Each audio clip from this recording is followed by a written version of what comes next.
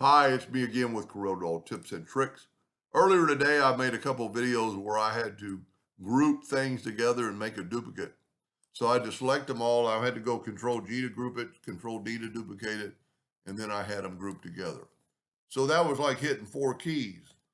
So I thought maybe this would make a pretty good macro. So let's see if it was going to work.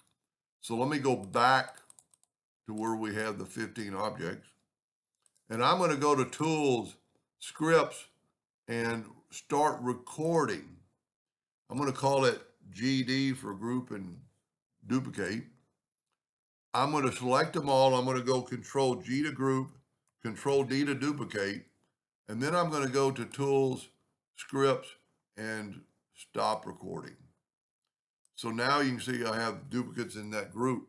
So I'm going to go ahead and ungroup these again. We've stopped recording so I can do anything I want. There's the 15 objects.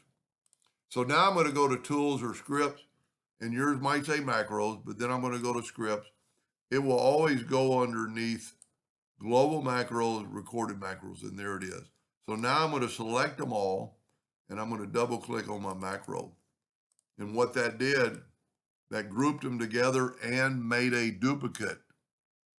So now let's back up here where we just have the 15 items, and let's make a hotkey for that. I'm going to right click and go assign a keyboard stroke. Taking just a second to load it up.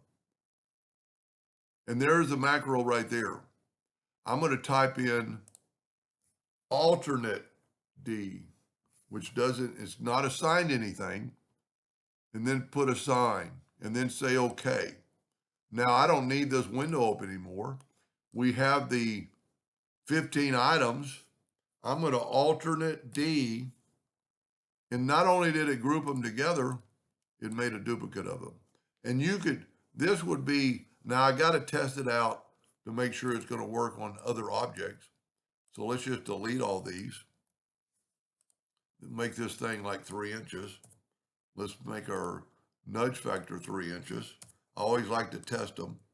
And I'm going to make some and make some more. So now I don't have anything there, but there's 21 squares. I've got them selected. I'm going to go alternate D. Not only did it group them together, I made a duplicate. So all you have to remember is the alternate D. It just saves a couple of keystrokes, but when you're doing it a lot, well, this is how I use it. And let's test this out. So I only got one copy here.